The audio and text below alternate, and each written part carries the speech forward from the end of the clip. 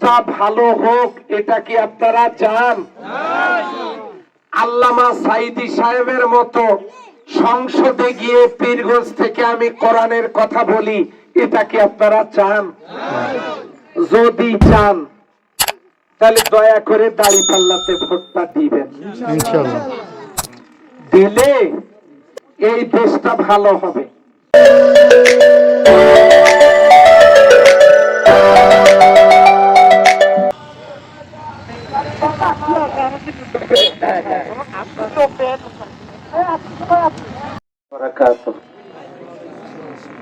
আমার সম্মানিত ভাই এবং বোনেরা, মুরব্বীরা এবং মায়েরা, আপনারা আল্লাহর রহমতে ভালো আছেন আশা করি। আগামী 12ই ফেব্রুয়ারি যে জাতীয় সংসদ নির্বাচন, এই নির্বাচনে আমাকে এমপি পদে দাঁড় করায় দেওয়া হয়েছে। আমাকে মনে হয় দেখতে একটু অসুবিধা হচ্ছে আপনাদের রোদের কারণে, তাই না? আমি বুঝতে পারছি। তাহলে আমি এক কাজ করি, আমি কোন পাশে গেলে আপনাদের বলা যাবে? আচ্ছা, আমাকে বাংলাদেশ জামাত ইসলামী এবং 10 দল, কয় দল? 10 দল মিলে আমাকে এমপি প্রার্থী ঘোষণা করেছে। তো 12 তারিখে সকাল 7টায়, রোজ বৃহস্পতিবার, মনে থাকবে তারিখটা? 12ই ফেব্রুয়ারি সকাল 7:30। 12ই ফেব্রুয়ারি রোজ বৃহস্পতিবার সকাল 7:30টায় জাতীয় সংসদ নির্বাচনের ভোট অনুষ্ঠিত হবে ইনশাআল্লাহ। এই ভোটটাতে বিভিন্ন দল অংশ নেবে। তো আমাকে এমপি পদে দাঁড় করায় দিয়েছে কেন জানেন? অতীতে অনেক দল এই দেশটা শাসন করেছে। লাঙ্গল মার্কা শাসন করেছে, নৌকা মার্কা করেছে, ধানের শীষ মার্কাও কয়েকবার করেছে। তো এখন আপনারা বলেন তো, তারা কি যৌতুক বন্ধ করতে পারছে? মায়েরা বলেন, পারছে? নারী নির্যাতন বন্ধ করতে পারছে? পারে নাই। এরপরে দুর্নীতি, দুঃশাসন, চুরি, ডাকাতি তারা বন্ধ করতে পারে নাই। বেকার ছেলে মেয়েদেরকে চাকরি দিতে পারে নাই। পারে নাই বৈষম্য দূর করতে। পীরগঞ্জে কয়লা, লোহার খনি এগুলা তুলতেও পারে নাই। রাস্তাঘাট, ব্রিজ, কালভার্ট এগুলো মেরামত হয় নাই। ফলে আপনি যেদিকেই তাকাবেন শুধু হয় নাই আর হয় নাই। এই তো কয়েকদিন আগে 13 নম্বরে একজন মহিলার গলা কাটা লাশ পাওয়া গেল। এইভাবে নির্যাতন গোটা দেশে চলছে। সম্মানিত ভাই ও বোনেরা, আমরা কি দেখলাম? 54 বছর দেশটা যারা চালালো, দেশটাতে কেউ শান্তি প্রতিষ্ঠিত করতে পারে নাই। ইসলাম যদি এই দেশে চালু থাকতো তাহলে এই দেশটা সুখের হতো, শান্তির হতো। তাহলে ইসলাম অনুযায়ী চলে না কেন? করতে দেয় না দুর্নীতিবাজেরা। কেন?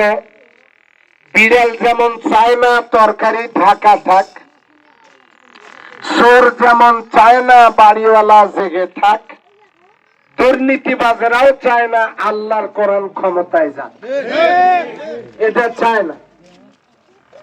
তো এইটা যাতে, ইসলাম যাতে ক্ষমতায় না যায়, ইসলাম যাতে যেতে না পারে, ইসলামী দল যাতে রাষ্ট্র ক্ষমতায় যেতে না পারে, সে কারণে তারা হাজারো রকমের মিথ্যা কথা বলে ইসলামী দলকে পরাজিত করার চেষ্টা করছে। আপনাদের এলাকাতেও কিছু লোক মাঝে মাঝে সেই সভা প্রচার চালায়। এক ক্যান্ডিডেটের বউ তিনিও মাঠে ময়দানে অসংখ্য মিথ্যা কথা বলে বেড়াচ্ছেন। এই কয়েকদিন আগে বলছেন আমি নাকি আমার মাকে বাড়ি থেকে বের করে দিয়েছি, ভাত দেই না। অথচ আমার মা 2021 সালে ইন্তেকাল করেছে। আমার মৃত মাকে নিয়ে তারা সমালোচনা শুরু করছে। এরপরে কি? এরপরে হলো আমি নাকি বিয়ে করছি 5টা।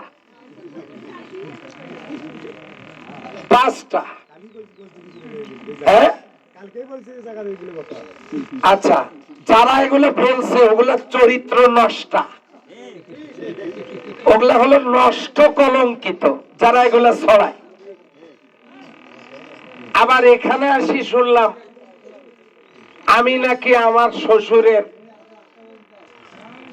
সম্পত্তি জোর করে জবরদস্ত করে লিখে নিছি।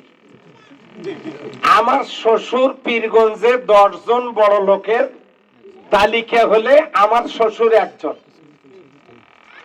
আমার শ্বশুর তো কোটি কোটি টাকার মালিক, তার বাসা বাড়ি ব্যবসা মেয়ে তার একটাই, তা আমাকে লিখে নেওয়া লাগবে কেন? আমি তো এমনিতেই কোটি কোটি টাকার মানে সম্পত্তি, আমার বউ তো এমনি মালিক, তো আমার লেখার দরকার কি? আমি কেন কলমের কালি খরচ করতে যাব? এগুলো একটা অপপ্রচার। আর একটা কি, জামাত ইসলামী ক্ষমতায় গেলে নাকি মহিলারা তাদেরকে ঘর থেকে বের হতে দেবে না। আজকে যে মিটিং করতেছি আমি, জামাতের এমপি ক্যান্ডিডেট, এটা কি ঘরের মধ্যে হচ্ছে না বাইরে? কাজে ওই মিথ্যা কথার জবাব দেওয়ার দরকার নাই, আপনারা বুঝতেই পারছেন। কালকে যা শুনলাম এক জায়গায় এক হিন্দু বোন তাকে গিয়ে বুঝাইছে, ওই দুর্নীতিবাজেরা তাকে গিয়ে বুঝাইছে জামাত ক্ষমতায় গেলে নাকি হিন্দু মেয়েগুলোকে বোরকা পরাবে। আচ্ছা কোন তো, আমি কি বোরকার দোকান দিছি? আমি কি কাপড়ের ব্যবসা করি? এগুলো অপপ্রচার।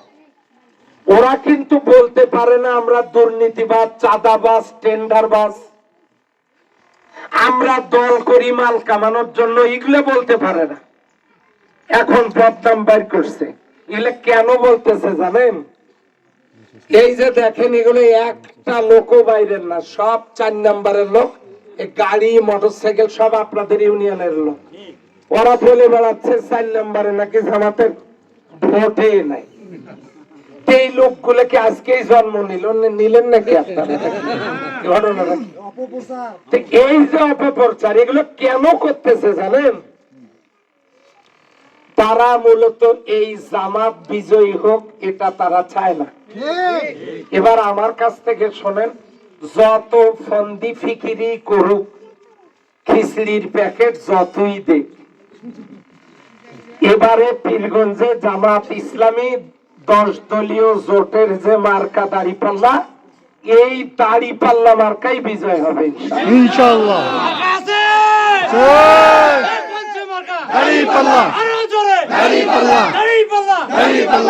এখন যারা কিছু করতে পারে নাই তারা এগুলো শাক দিয়ে মাছ ঢাকার চেষ্টা করছে। আমি জানি রত্নেশ্বরপুরের মহিলারা অত্যন্ত চালাক এবং অত্যন্ত বুদ্ধিমতী। ষড়যন্ত্র কারা করে, এগুলা কথা কারা বলে? আল গিবাতু আসাদ্দু মিনাল জিনা, গিবত জেনার চাইতেও মারাত্মক। যে লোকটা বলে আমরা ভালো ওরা খারাপ, অথচ গিবত করে, ওই লোকটাই হলো বেশ্যা, ওই লোকটাই ব্যভিচারী, ওই লোকটাই হলো পরকীয়া করে, ওই লোকটাই হলো চরিত্রহীন। এটা আমার কথা না, হাদিসের কথা। আল গিবাতু আসাদ্দু মিনাল জিনা। সুতরাং আপনাদেরকে আমি এই কথাটা বলতে এসেছি দেশটা ভালো হোক, এটা কি আপনারা চান? আল্লামা সাইদি সাহেবের মতো সংসদে গিয়ে পীরগঞ্জ থেকে আমি কোরআনের কথা বলি, এটা কি আপনারা চান? যদি চান তাহলে দয়া করে দাঁড়িপাল্লাতে ভোটটা দিবেন। ইনশাআল্লাহ। দিলে এই দেশটা ভালো হবে। আমি আপনাদের সামনে দাঁড়িয়ে আছি, আমাকে দেখে যদি আপনাদের দুর্নীতিবাজ মনে হয়, আমাকে ভোটটা দিবেন না। দাঁড়িপাল্লা চেনেন না আপনারা? ন্যায় ইনসাফের প্রতীক, এই যে দাঁড়িপাল্লা। আমাকে দেখে যদি আপনাদের মনে হয় এক পীরগঞ্জের সবচাইতে বড় মসজিদের ইমাম যে মানুষটা পীরগঞ্জে